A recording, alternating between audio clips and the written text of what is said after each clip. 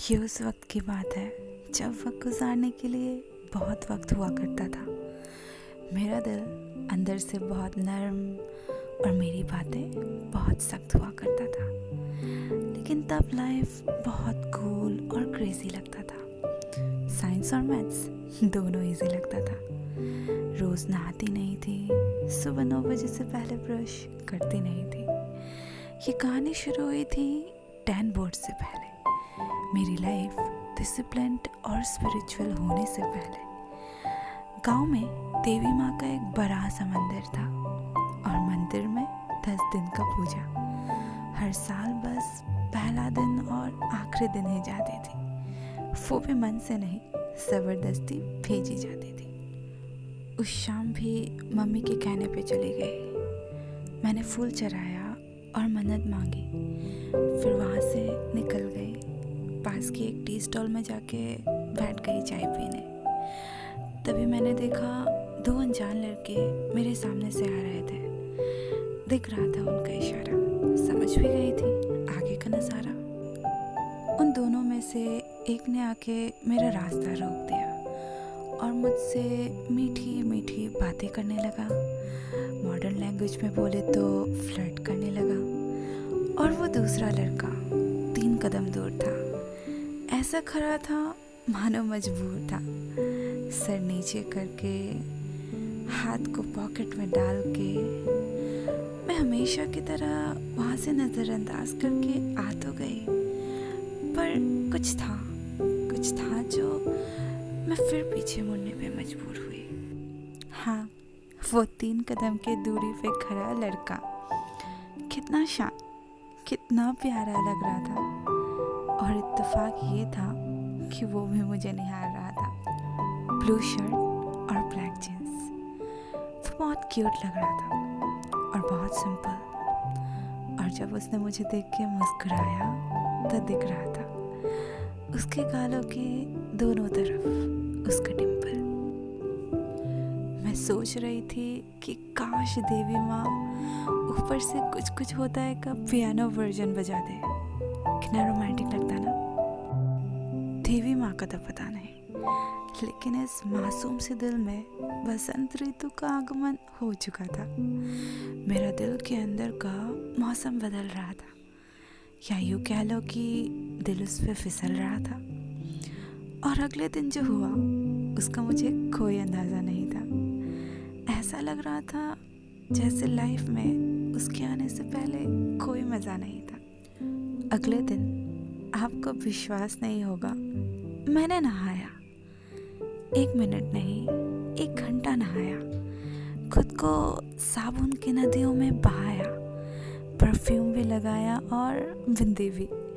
खुशी खुशी मम्मी के हाथों का लौकी भी खाया और भिंडी भी। मम्मी पूछने लगी, क्या बात है, बड़े खुश लग रहे हो। मैं अपना 32 दांत दिखा के टेबल से उठ गई।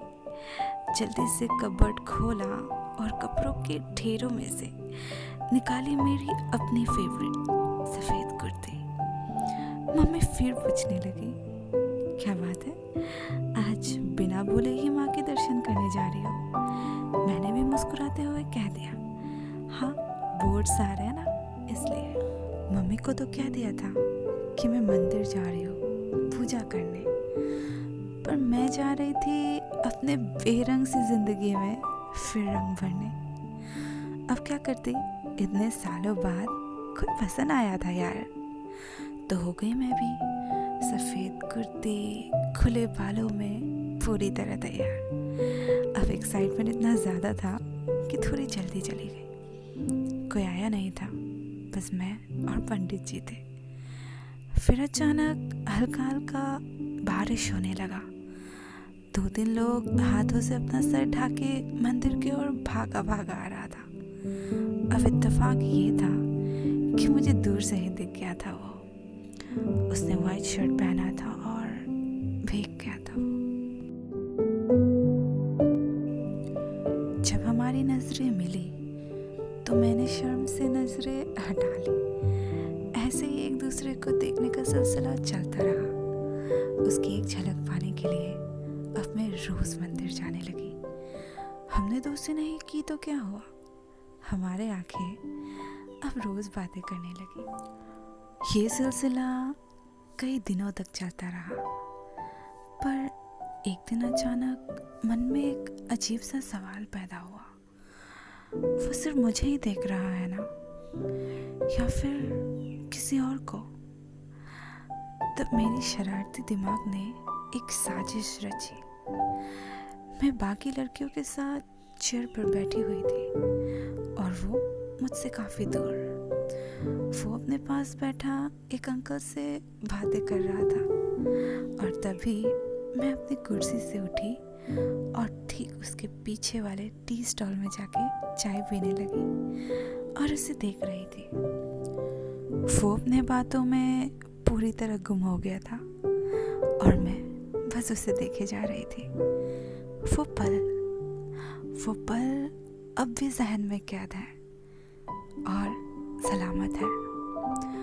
बातें खत्म होते ही उसकी आंखें गई मेरी खाली कुर्सी में। कुर्सी खाली देखकर वो इधर उधर देखने लगा, मानो बेचैन हो रहा हो, किसी को ढूंढ रहा हो। जब वो पीछे मुड़ा, हमारी नजरें फिर मिली।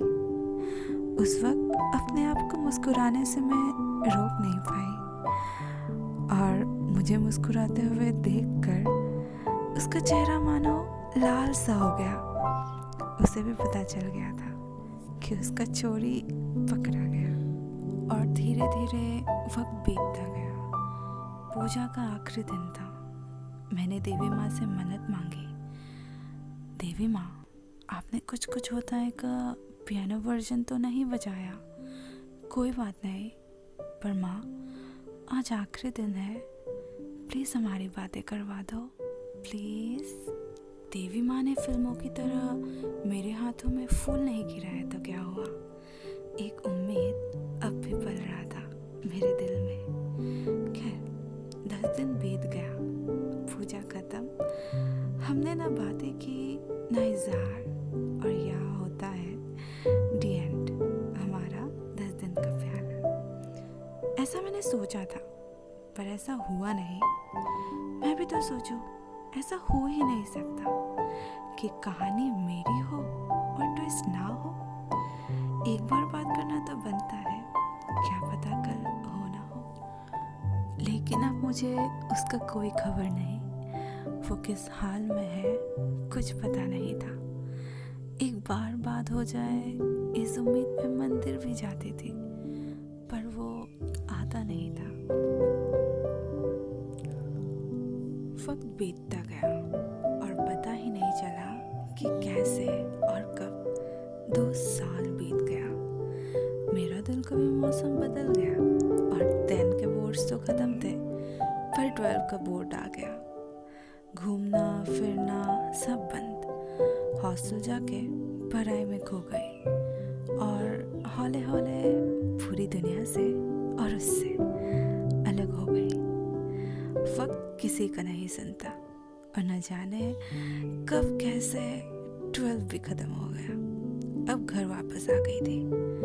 फिर से वो दिन आया जब वक्त गुजारने के लिए बहुत वक्त मिल गया और लाइफ में एक ऐसा ट्विस्ट आया जिसके वजह से पैरों तले जमीन हिल गया।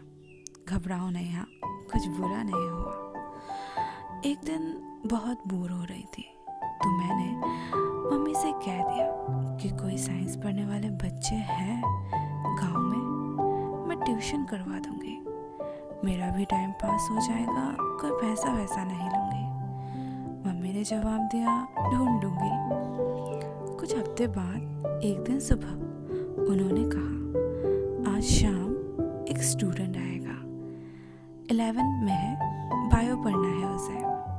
उस शाम हल्का हल्का बारिश हो रहा था। मैं ब्लैंकेट के अंदर अपने फेवरेट गाने सुनकर खुद को सुलाने की कोशिश कर रही थी। मम्मी तभी आई और उन्होंने कहा कि तुम्हारा स्टूडेंट आ गया है, स्टडी रूम में बैठा हुआ है, तुम्हारा इंतज़ार कर रहा है। मैं अपने मुलायम ब्लैंकेट से निकली और स्टडी रूम में कदम रखा। मैंने देखा एक लड़का रूम के कोने वाले टेबल पे बैठा हुआ है। अब एक और इत्तेफाक ये था कि मुझे दूर से ही दिख गया था उसने वाइट शर्ट पहना था और थोड़ा भीग गया था